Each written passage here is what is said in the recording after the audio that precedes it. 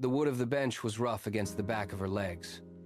Astra sat perfectly still, eyes tracking the slow, rhythmic expansion of ripples on the pond's surface. A few feet away, the grass bent under the weight of heavy footsteps. A man sat down on the far end of the bench. He did not look at her. He did not look at the path. He stared straight ahead at the water, his profile sharp against the blurred green of the trees. Astra felt the sudden shift in the air. The space between them became a physical thing, a boundary that neither seemed willing to cross. She watched a single leaf drift across the pond, caught in a slow eddy. The man remained motionless. His hands rested on his knees, fingers curled inward. The park around them continued its own life. A distant dog barked, a bicycle whirred on the gravel path, but here, the world narrowed down to the length of the wooden planks beneath them. Astra exhaled, letting her shoulders drop. The silence was not an absence of sound. It was a weight, a shared, quiet isolation that held them both in place. She did not turn her head. She simply watched the water, waiting to see if the stillness would break. Time stretched. A minute bled into 5, then 10. The sun crawled across the park, shifting the shadows of the oak trees until they touched the edge of the bench. Astra remained anchored. She shifted her weight, the wood groaning beneath her, but the man did not flinch. He remained a statue, eyes fixed on the center of the pond where the ripples had long since vanished. Astra focused on the rhythm of her own breathing, matching it to the slow, steady movement of the water. She began to sense him not as a stranger, but as a presence, a low, constant hum in the air that filled the space between them. It was not a void that needed filling. It was a shared stillness, a rare pocket of calm in the middle of the afternoon. She felt the tension in her own jaw release. She did not need to speak. She did not need to look at him to know he was still there, anchored to the same spot, caught in the same quiet loop. The stillness held until the man moved. It was a subtle shift at first, a tightening of the muscles in his forearms. Astra watched from the corner of her eye as his hands, which had rested flat on his knees, began to curl. His knuckles turned white against the wood of the bench. The air between them, once a grounding hum, began to vibrate with a sharp, jagged energy. He did not look at her yet. He stared at the water, but his focus had fractured. He was no longer watching the pond. He was looking through it. His jaw sat in a hard, rigid line. The quiet of the park felt different now, thinner, more brittle. Astra held her breath, sensing the change in his rhythm. He turned his head slowly, his neck muscles straining with the effort of the movement. When he finally looked toward her, his eyes were wide and fixed, holding a raw, exposed intensity that had not been there moments before. He leaned forward, his weight shifting off the backrest, and the desperation in his posture became undeniable. He asked, "Do you ever feel like no one really sees you?" The question hung in the air, heavy and jagged, shattering the calm. Astra did not rush to fill the silence. She looked down at his hands, which remained locked in a white-knuckled grip on the edge of the bench. The tendons in his wrists stood out, pulsing with the effort of holding himself together. She watched the way his chest hitched, a shallow, jagged movement. The question echoed in her mind, stripped of its initial sharp edge, leaving only the raw truth of it behind. She shifted her gaze from his hands to his face, noting the fine lines of strain around his eyes and the way his mouth was pressed into a thin, pale line. She felt the gravity of his need, a heavy, pulling force that seemed to draw the very warmth from the air around them. She took a slow, steady breath, grounding herself before she spoke. She did not offer a platitude.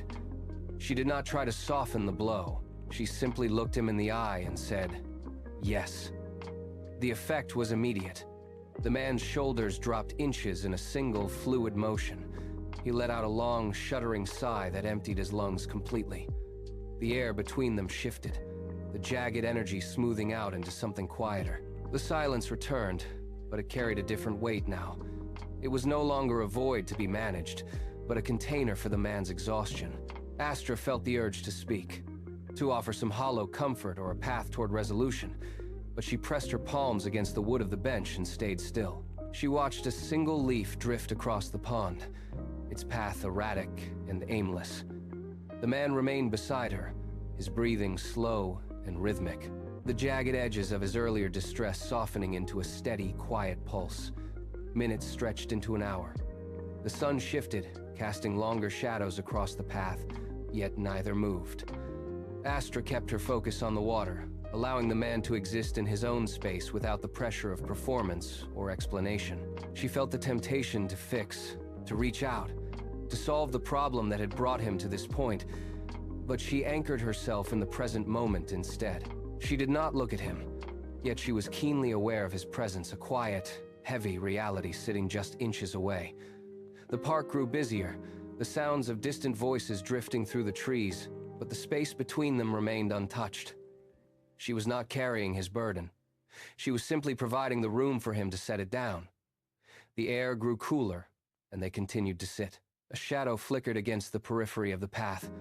Saul stood there, watching the two of them from a distance, his expression unreadable. He moved closer, his footsteps muffled by the grass, and stopped just behind the bench. He did not look at the man. He looked at Astra. He leaned in, his voice barely audible over the rustle of the leaves. "Not every connection is meant to be carried," he whispered. "Some are meant to be shared." The words hit Astra with the force of a sudden realization. She had spent the last hour bracing herself, unconsciously preparing to absorb the man's grief. She had treated his sorrow like a weight to be lifted, a burden to be balanced on her own shoulders. Now, the logic of it collapsed. She looked at the space between them. The air itself seemed to vibrate with the clarity of the thought. She was not taking his pain. She was not becoming the vessel for his history. She was simply standing witness. The tension that had been coiled in her stomach unspooled. She looked at the man, then back at Sol, and for the first time she understood the mechanics of true presence. It was not about sacrifice. The man shifted. It was a slow, deliberate movement, the sound of his weight leaving the wood of the bench echoing in the quiet park. He stood up, his joints popping, and for a long moment, he remained still, looking down at the pond. The tension that had defined his posture for the last hour, the hunched shoulders, the locked jaw, the rigid spine seemed to drain away into the ground. He turned his head toward Astra. He did not speak. He offered a single, sharp nod, a gesture of recognition that required no further explanation. Astra watched him. The man turned away from the bench and began to walk. He did not shuffle or drag his feet as he had when he arrived. His stride was long, rhythmic, and purposeful. He moved toward the park gate with a fluidity that caught the light, his head held higher than it had been all afternoon. Each step took him further from the bench, and with every yard, the heavy, static quality of his presence vanished. He reached the gate, pushed it open, and stepped out onto the sidewalk. The space he had occupied on the bench remained, now empty, but the air around it felt fundamentally altered, as if the pressure had finally been released into the open sky. Astra remained on the bench. She sat still, eyes closed, and focused on the sensation within her own chest and limbs. Usually, after such an encounter, she would feel a hollow ache or a lingering exhaustion, as if she had traded her own vitality for someone else's peace. She waited for that familiar drain. It did not come. She moved her shoulders, rotated her wrists, and felt no phantom weight. She was clear. The air around her felt thin and crisp, devoid of the heavy residue that typically clung to her after a difficult conversation. Sol stepped out from the shadows of the path and stopped beside the bench. He watched her for a moment before speaking. "Because you did not take anything that was not yours," he said. His voice was steady, grounding the realization. Astra opened her eyes and looked at the empty spot where the man had been sitting. The wood was cold, but the space felt neutral. She turned to Sol. "This feels deeper than anything before," she noted. Sol nodded, his gaze fixed on the horizon. "Because it is not built on need, it is built on presence." Astra stood up, feeling the ground firm beneath her boots. Astra stood up and brushed her palms against her sides, smoothing the fabric. She looked at Sol, her posture relaxed and open. "So connection does not have to cost me," she said, the words landing with a finality that surprised her. Sol smiled, a slow movement that crinkled the corners of his eyes. "Not when it is real." Above them, the park lights began to flicker, a rhythmic buzzing sound accompanying the dimming glow. The sun dipped below the tree line, casting long, sharp shadows across the gravel path. Astra turned away from the bench.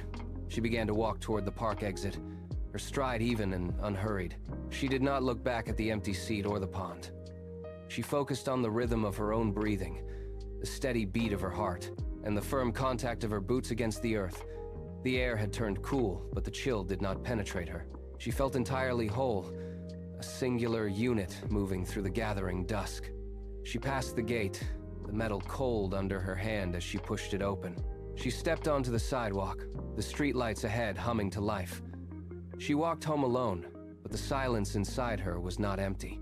She reached the corner, turned, and disappeared into the evening, her pace steady and her spirit undisturbed by the weight of the day.